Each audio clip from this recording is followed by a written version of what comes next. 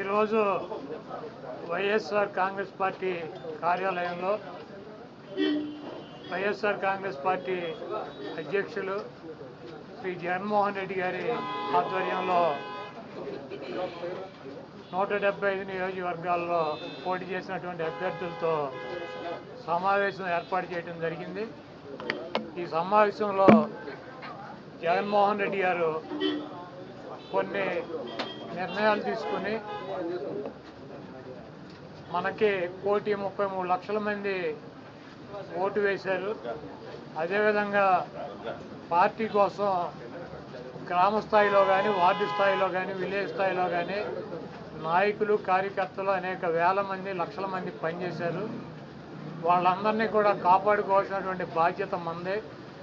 మీరు తప్పకుండా నియోజకవర్గాల్లో ఒక వారం రోజులు పర్యటన చేసి దాడులు జరిగినటువంటి మన నాయకుల మీద కానీ, కార్యకర్తలను కానీ మీరు అండగా ఉండాలని, అదేవిధంగా రాబోయే రోజుల్లో నేను కూడా గాయపడినటువంటి తెలుగుదేశం పార్టీ అల్లరి మూకలు చేసినటువంటి దాడుల్లో ఇబ్బంది పడినటువంటి ప్రతి కుటుంబానికి దగ్గరికి నేను వస్తాను, వాళ్ళకి అండగా ఉంటానని చెప్పి జగన్మోహన్ రెడ్డి గారు చెప్పారు.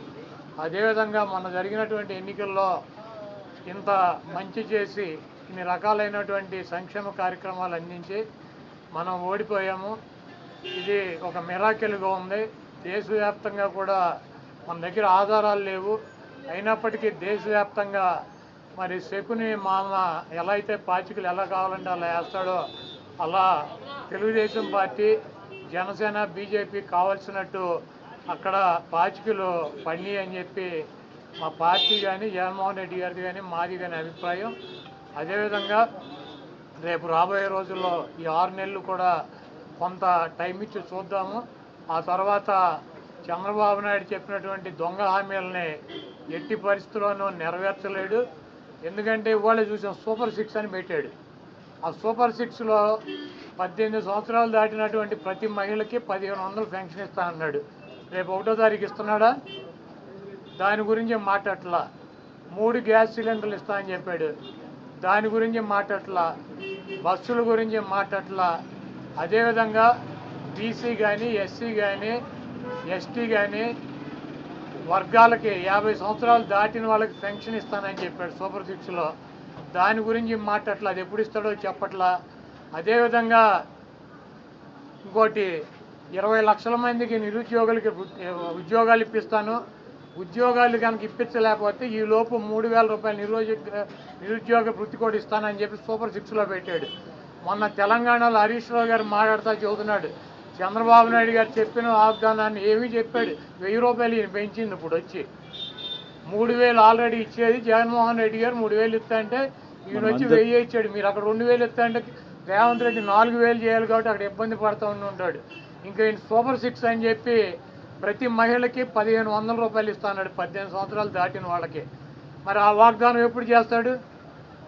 రేపు 1వ తారీఖు ఇవ్వరా? కాబట్టి తెలుగుదేశం పార్టీ ఆయన ఇచ్చినటువంటి వాగ్దానాలను, చంద్రబాబు నాయుడు చేసినటువంటి వాగ్దానాలని పక్కదారి పట్టించడానికి ఊరికినే నిన్నేమో పోలవరం వెళ్ళి వచ్చాడు సోమవారం, మళ్ళీ గురువారం ఏమో అమరావతి వెళ్ళి వచ్చి అక్కడ అన్నీ తిరిగి ఈయన కాలక్షేపం కబుర్లు, కాలక్షేపం మాటలు, ఊరికినే ఆయన వెళ్ళి అటు ఇటు తిరిగి రావటం తప్పించి ఎప్పుడు నువ్వు సూపర్ 6 అమలు చేస్తున్నావు స్పష్టంగా చెప్పాలని చెప్పి మేము డిమాండ్ చేస్తున్నాం. ఇప్పుడు ఇది ప్రజాస్వామ్య దేశం. ఎవరిని టార్గెట్ చేసుకున్నప్పుడు నేను పోయినంత మాత్రాన నన్ను టార్గెట్ చేస్తే వైఎస్ఆర్ కాంగ్రెస్ పార్టీ ఏం ఆగదు. జగన్మోహన్ రెడ్డి గారు ఇంటికి కూడా వీళ్ళు ఏం పీకలేరు. నన్ను కాదు, జగన్మోహన్ రెడ్డి గారిని టార్గెట్ చేస్తారు. ఇక్కడ మీరున్న సెక్యూరిటీ అంతా తీసేసి, గన్మెన్లను తీసేసి, ఇంకా 15 రోజులు ఎలక్షన్ జరగలేదు, కమిటీ సిఫార్సులు రాలేదు, ఇక్కడ మొత్తం అంతా కూడా సెక్యూరిటీ తీసేశారు కదా. తీసేసి ఎల్లో మీడియా కెమెరాలు పట్టుకొచ్చి జగన్మోహన్ రెడ్డి గారి ఇంట్లోకి ఎట్టేళ్ళాలి, గోడ దూకి ఎట్టేళ్ళాలి, ఇవన్నీ కూడా వాళ్ళే చూపిస్తున్నారు. కాబట్టి ఇక్కడ టార్గెట్ ఎవరు దొరికితే ఆ టార్గెట్. ఇటువంటి వాటికి భయపడే ప్రసక్తి లేదు. ఎవడెవడికి టార్గెట్, ఎవడెవడి చేతులు ఏం రాసి ఉందో అవన్నీ పైన ఉన్నటువంటి భగవంతుడు నిర్ణయిస్తాడు. ఎవరి టార్గెట్లు ఎవరికి ఏమవుతుందో చూద్దాం రాబోయే రోజుల్లో. అదేవిధంగా ఋషికొండలో కట్టినటువంటి పర్యాటక కేంద్రంలో కట్టినటువంటి భవనాలనే ఈ సిగ్గు ఎగ్గు లేనటువంటి తెలుగుదేశం పార్టీ, ఈ సిగ్గు ఎగ్గు లేనటువంటి ఎల్లో మీడియా అది జగన్మోహన్ రెడ్డి గారి నివాసం అని చెప్పి చూపిస్తున్నారు 3 రోజుల నుంచి. వెళ్ళి జగన్మోహన్ రెడ్డి గారు అక్కడ నివాసం ఉన్నాడా? జగన్మోహన్ రెడ్డి గారు 2014 నుంచి 19 దాకా ప్రతిపక్ష నాయకుడిగా ఉన్నాడు. ఆయన కార్యాలయం లోటస్ పాండ్, ఇల్లు లోటస్ పాండ్. ఆయన లోటస్ పాండ్ హైదరాబాద్ నుంచే ప్రతిపక్ష నాయకుడికి ఉన్న 5 సంవత్సరాలు నడిపాడు. ముఖ్యమంత్రి అయిన తర్వాత 5 సంవత్సరాలు ఈ తాడేపల్లిలో ఉన్నటువంటి ఇల్లు క్యాంప్ ఆఫీస్ ఇక్కడి నుంచే నడిపాడు ఆయన కార్యాలయాన్ని కానీ ఇంటిని కానీ. జగన్మోహన్ రెడ్డి గారి రక్తంలో లేదు. ప్రభుత్వం కట్టించినటువంటి ఇళ్లలో ఉండటం కానీ, ప్రభుత్వం కట్టించినటువంటి గెస్ట్ హౌస్లో ఉండేటువంటి కర్మ జగన్మోహన్ రెడ్డి గారికి పట్టల. జగన్మోహన్ రెడ్డి గారు వైజాగ్లో సొంత ఇల్లు కట్టుకున్నాక అక్కడ షిఫ్ట్ అవుతాడు. అంతేగాని టూరిజం ప్లేస్లో కట్టినటువంటి ఆ హౌస్లో జగన్మోహన్ రెడ్డి గారు వెళ్తాడని చెప్పి ఎవడు చెప్పాడు వీళ్ళకి, వెధవులకే? అది జగన్మోహన్ రెడ్డి గారి కోసం కట్టించుకున్నటువంటి ఇల్లు అని చెప్పి రకరకాలైనటువంటి కథనాలు రాస్తున్నారు. అది ఒక అంతర్జాతీయ రాజధానిగా తీర్చిదిద్దాలన్నదే వైఎస్ఆర్ కాంగ్రెస్ పార్టీ లక్ష్యం. దాన్ని రాజధాని చేయాలన్నదే ఆ రోజు నిర్ణయించుకున్నాం. కాబట్టి అక్కడ ఇంటర్నేషనల్ సెమినార్లు జరుగుతున్నాయి. అనేక మంది ఇంటర్నేషనల్ సంబంధించినటువంటి దేశ విదేశాల నుంచి అనేక మంది పారిశ్రామికవేత్తలు వస్తున్నారు. కనీసం వాళ్ళకి సౌకర్యం ఉండటానికి అవకాశం లేనటువంటి పరిస్థితి ఉంది. కాబట్టి ఉత్తరాంధ్రలో ఉద్దానంలో దాదాపు 700 కోట్ల రూపాయలు పెట్టి హాస్పిటల్ కట్టించారు కిడ్నీ పేషెంట్ల కోసం అని చెప్పి. అదేవిధంగా విజయనగరం కావచ్చు, లేదా పార్వతీపురం కావచ్చు, ఉత్తరాంధ్రలోనే 650 కోట్ల రూపాయలు పెట్టి ఒక్కొక్క మెడికల్ కాలేజీ కట్టించారు. అదేవిధంగా టూరిజం ప్లేస్లో అంతర్జాతీయ సంస్థలు కానీ వ్యక్తులు కానీ వచ్చినప్పుడు అక్కడ ఒక విధి ఉండాలని చెప్పి ఒక మంచి భవనాన్ని నిర్మిస్తే 7 బిల్డింగులు అయ్యి, ఒక బిల్డింగ్ కాదు 7 బిల్డింగుల్లో జగన్మోహన్ రెడ్డి గారు ఉండరు. 7 బిల్డింగులు కట్టారు. ఆ 7 బిల్డింగుల్లో 7 బ్లాకుల్ని చూపించేది జగన్మోహన్ రెడ్డి గారు 450 కోట్ల రూపాయలు పెట్టి ఇల్లు కట్టుకున్నారని చెప్పి ఈ దుర్మార్గమైనటువంటి ప్రచారం చేస్తున్నారు. ఇవన్నీ కూడా ప్రజలు గమనిస్తారు. చంద్రబాబు నాయుడుకి ఇచ్చినటువంటి వాగ్దానాలు నెరవేర్చలేక నీకు సూపర్ 6లో పెట్టినటువంటి వాగ్దానం 1500 రూపాయలు ఇస్తానని చెప్పావా, చెప్పలేదా? 18 సంవత్సరాలు దాటిన వాళ్ళకి రేపు 1వ తారీఖు నీకు దమ్ముంటే 20 లక్షల మంది నిరుద్యోగులకు 3000 ఇస్తానని చెప్పావా లేదా? దాని గురించి చెప్పండి. నువ్వు దొంగ వాగ్దానాలు చేసి అధికారంలోకి వచ్చావు. నువ్వు దాని గురించి మాట్లాడండి. ముందు మీరు ఈ వాగ్దానాలను డైవర్ట్ చేయాలని చెప్పి ఒకటి తీసుకెళ్ళి 4 కెమెరాలు బాత్రూములు లెట్రిన్లు టబ్బుల్లో పెట్టి 30 లక్షలు పెట్టి బాత్రూమ్ కట్టాడు. జగన్మోహన్ రెడ్డి గారు ఇల్లు అది. జగన్మోహన్ రెడ్డి గారు ఎప్పుడన్నా ప్రభుత్వ కార్యాలయాలు ఉన్నాడా? జగన్మోహన్ రెడ్డి గారు ఎప్పుడన్నా ప్రభుత్వం గెస్ట్ హౌస్లో ఉన్నాడా? జగన్మోహన్ రెడ్డి గారు ఇల్లు కట్టించుకుని వెళ్తాడు వైజాగ్. నీకు మళ్ళీ ఎవడో కొంపలో దూరేటువంటి పరిస్థితి జగన్మోహన్ రెడ్డి గారికి ఉండదు. కాబట్టి జగన్మోహన్ రెడ్డి గారికి కట్టించినటువంటి ఇల్లు కాదు అది టూరిజం సంస్థ ద్వారా టూరిజానికి సంబంధించి కట్టించినటువంటి 7 బ్లాకులు వాటిని కట్టారు.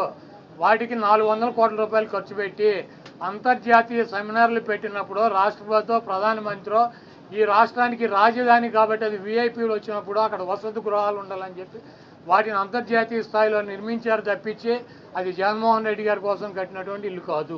ఫర్నిచర్ అంతా ప్రభుత్వం ఫర్నిచర్ అంతా కూడా వాడుకుంటున్నారు. ఫర్నిచర్ దొంగ అంటూ కూడా టీడీపీ నేతలు కోడేశ్వర ప్రసాద్ గారు అసెంబ్లీలో ఉండాల్సినటువంటి ఫర్నిచర్ని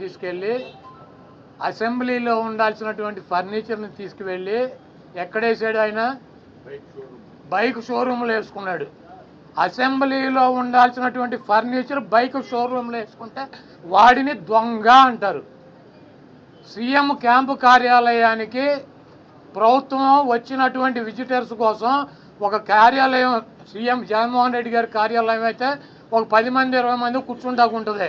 ఒక ముఖ్యమంత్రి కార్యాలయం కాబట్టి అక్కడ అదనపు వసతులు కావాలని చెప్పి ప్రభుత్వం కల్పిస్తుంది.